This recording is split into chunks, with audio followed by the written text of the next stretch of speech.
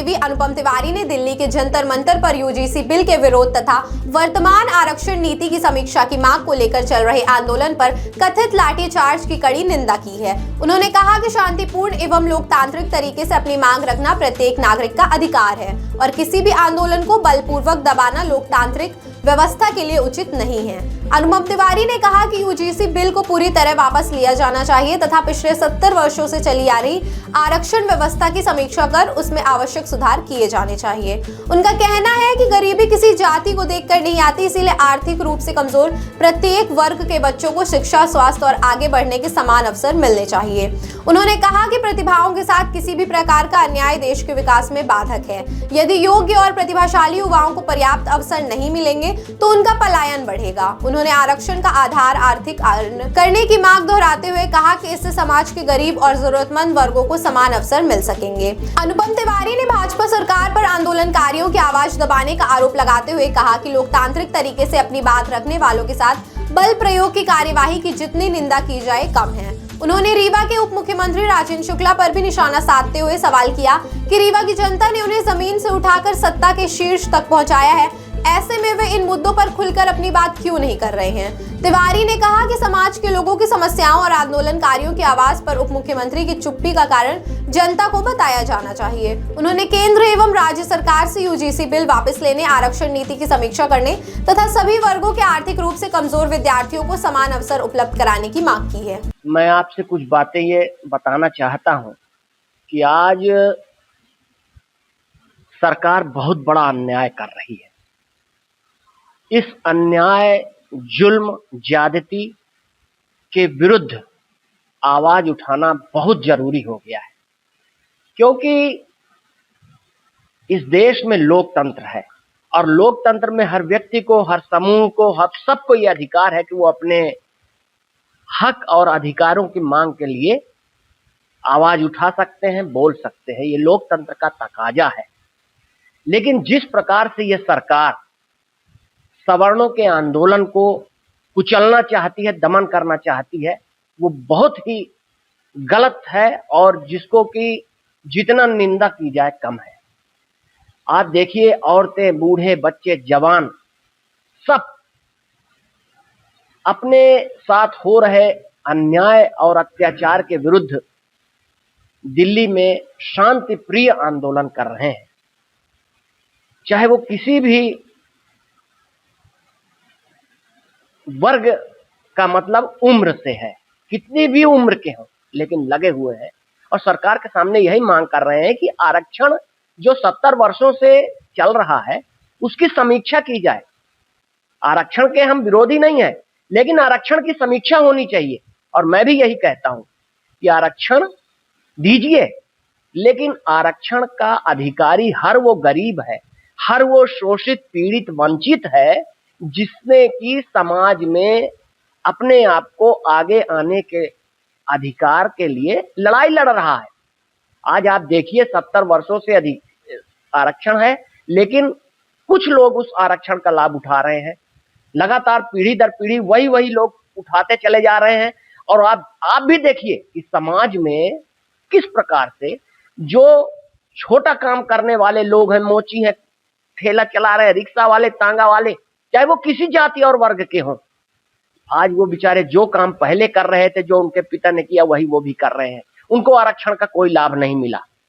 आरक्षण का लाभ, मेरा ये मानना है, हर गरीब को मिलना चाहिए। और आरक्षण गरीबी, जाति देखकर नहीं आती, उसी प्रकार आरक्षण का आधार आर्थिक होना चाहिए।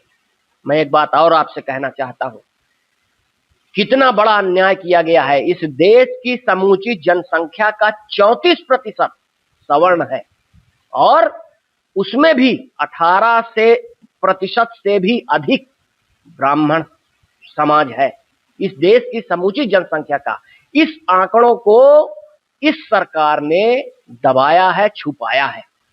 इसलिए इतनी बड़ी जनसंख्या को आप इस तरह से दमन करोगे, इनके खिलाफ यूजीसी लाओगे, इनके खिलाफ हर प्रकार के एक्ट बनाओगे और इनका बार बार आप सामाजिक स्तर पे भेदभाव करोगे, अपमान करोगे, इनके बच्चों के लिए आगे बढ़ने की कोई रास्ते आप रोक रहे हो और जहां कंपटीशन की बात आती है, जहां प्रतिस्पर्धा की बात आती है, तो जो सबसे अधिक नंबर पाने वाले बच्चे हैं वो पीछे हो जाते हैं।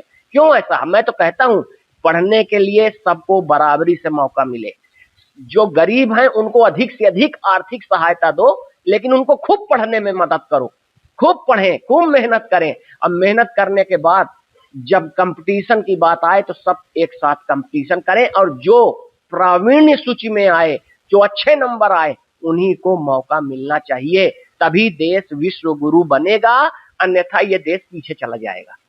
ये मेरा स्पष्ट मत है कि किसी भी तरह से किसी के साथ भी, किसी जाति के साथ भी अन्याय नहीं होना चाहिए।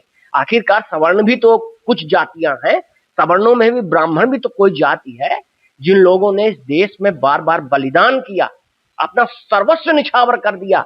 हमारी छत्राणियां जौहर कर जाती थीं, और तमाम इस देश की कुर्बानी, इस देश को आजाद कराने में सवर्ण समाज का सर्वप्रथम योगदान रहा। पहले हमारे क्रांतिकारी मंगल पांडे हैं, अंग्रेजों से लड़ गए। आज इतनी बड़ी जनसंख्या, मैं दावे के साथ कह सकता हूं 34% इस देश की जनसंख्या का है, जिसे ये लोग छुपा रहे हैं, सामने लाना चाहिए। और फिर इसके बाद जो ये आंदोलन हो रहा है, इनकी संजीदगी पूर्ण बातें सुनी जानी चाहिए, संवेदनशीलता से इनके बच्चों की बातें सुनी जानी चाहिए कि आखिर क्यों आक्रोश है इनके अंदर, आखिर इनके साथ क्यों इतना अधिक अन्याय हो रहा है। और किसी को भी ये हक नहीं है, और ये सरकार भारतीय जनता पार्टी की ये पूरे समाज को आपस में विघटित करना चाहती है, लड़ाना चाहती है, पूरी तरह से सबको लड़ा के सिर्फ इनका काम एक है, फूट डालो और राज्य करो। जो अंग्रेज करके चले गए वही भाजपा ने अपना लिया। ये हम सारे समाज को, सभी जातियों को आपस में लड़ाना चाहते हैं। कभी सवर्ण के खिलाफ कोई बिल ले आएंगे, कभी यूजीसी ले आएंगे, कभी किसी अन्य जाति के लिए कुछ ले आएंगे, और लोगों की भावनाओं को भड़का के सिर्फ ये वोट लेना चाहते हैं, और वोट लेने के लिए ये सारे कार्य कर रहे हैं।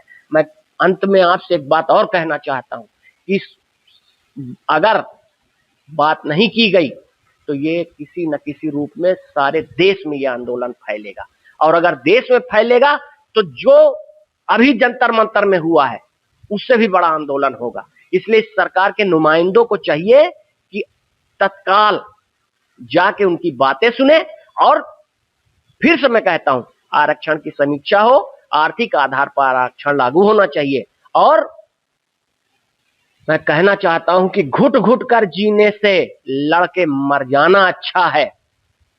घाव लगाए कुरेदे ऐसे अपनों से, मरहम लगाए वो बेगाना अच्छा है। सर झुका के मिली बरगद की छांव से धूप में तपना और जल जाना अच्छा है। दया में मिले मालपुए से मेहनत की सूखी रोटी खाना अच्छा है।